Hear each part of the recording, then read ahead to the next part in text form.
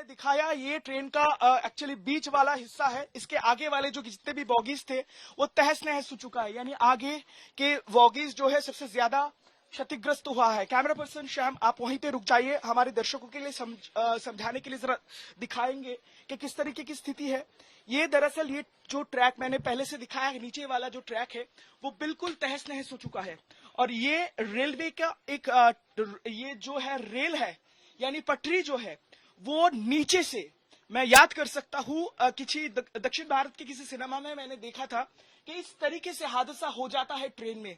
शायद विदेशों की सिनेमा में या इसी तरीके से शायद तस्वीरें हमें अक्सर देखना मिलता है, लेकिन ये दरअसल वास्तविकता में हुआ है। और इस ट्रेन में सफर लोगों ने देखा है कि इस नीचे से ये जो चीज है, यानी जो रेल पटरी है, वो फालानुमा इस तरीके से इसे चीरता हुआ बिल्कुल इस डब्बे के ऊपर तक पहुंच गया है। जरा दिखाइए श्याम कि ये जो ऊपर वाला हिस्सा है वो बिल्कुल, और ये बिल्कुल बेंड हो चुका है, बिल्कुल बिल्कुल। और ये मजबूत बेस होता है, वो ऐसा नहीं हो सकता कि रेलवे के डब्बे के नीचे का जो हिस्सा बना होता है वो भी लोहे का बना होता है। इतना हम गंभीर, जरा मैं ये इसको मैं दोहराना नहीं चाहूंगा, लेकिन मान लीजिए अगर ये जो यूरिनल्स है, जो यहाँ पर जो टॉयलेट्स है इस डब्बे के, इसके सामने बिल्कुल ये हादसा हुआ है।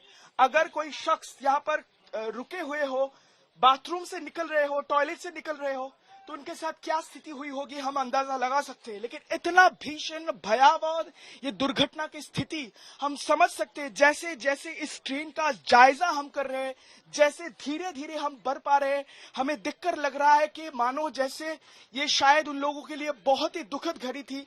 ये तस्वीर मैं फिर से हमारे दर्शकों को दिखाऊंगा कि जो तस्वीर अमूमन हम विदेशों के सिनेमा में देखते हैं, जो हम जो है मान लीजिए कि जो एनिमेटेड सिनेमा में दिखाए जाते हैं, वो वास्तविकता में ये फेस करना पड़ा।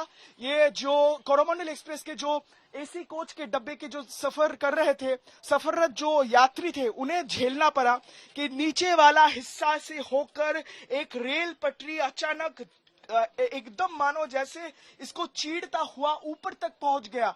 इतना भीषण था ये, इतना भयावह था ये हादसा। खासकर इसी के कारण इसके पास वाले जो पटरी है वो बिल्कुल बिखर चुका है। ये देखिए, जितना पटरी जो है वो सब है उखड़ चुका है, और आगे वाला जो डब्बा है वो इस तरीके से तहस नहस हो चुका है। ये जो पास में हम जो डब्बा दिखा रहे हैं बिल्कुल पलट चुका है। ये इसका आगे वाला हिस्सा है, आगे वाला बोगी है, इसका आगे वाला कोच है।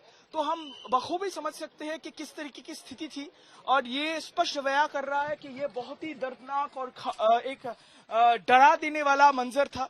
हम चलिए और थोड़ा आगे बढ़ेंगे अगर आप मुझे समय देंगे तो। लेकिन जिस बात की जिक्र मैं जरूर करना चाहूंगा, अश्विनी विश्वनाथ उन्होंने वो आकर जो अहम बात की पुष्टि की है कि जब तक ये रेलवे कमिश्नर सेफ्टी, यानी रेलवे सेफ्टी कमिश्नर की जो रिपोर्ट जब तक नहीं आ जाती, तब तक इस बारे में कुछ बात कहना मुश्किल होगा कि किस कारण से ये हादसा हुआ। जिस तरीके से मौकाए स्थिति से हमें जानकारी मिल पा रही है, रेलवे के एक सूत्र हमें बता रहे थे कि शायद हो सकता है कि पहले इस ट्रेन का डीरेलमेंट हुआ होगा, और इसी के कारण ये ट्रेन जो है डीरेल होकर इस तरीके से पटरी से उतर गया। आगे जाकर जो हिस्सा है वो मालगाड़ी से टकरा गया, और इसी के कारण इतना भीषण भयावह रहा ये दुर्घटना। लेकिन इस बारे में पुष्टि अभी तक रेल मंत्री नहीं करना चाहे हैं। उन्होंने कहा सब तफ्तीश किया जाएगा, किस कारण ये हादसा हुआ और किस सीक्वेंस में ये हुआ ये बताना मुश्किल हो पाएगा। लेकिन हमें जानकारी जो दी गई है, पहला ये जो ट्रेन जो दूसरे वाले ट्रैक यानी आउटर लाइन में खड़ा हुआ एक मालगाड़ी जो था यहाँ से थोड़ी दूर में जो स्टेशन है वहां पर, और दूसरे 2 नंबर वाले ट्रैक से ये ट्रेन रफ्तार पकड़ते हुए तेजी से चेन्नई की तरफ जा रहा था। आगे वाला स्टेशन उसे भद्रक पहुंचना था, और इस बीच 7 से 7:05 के समय हुए होंगे कल जब ये भीषण हादसा हुआ। पहले तो पटरी से कुछ जो डिब्बे हैं वो पलट गया, डीरेल्ड हो गया, उसके बाद में जाकर वो मालगाड़ी से टकरा गया।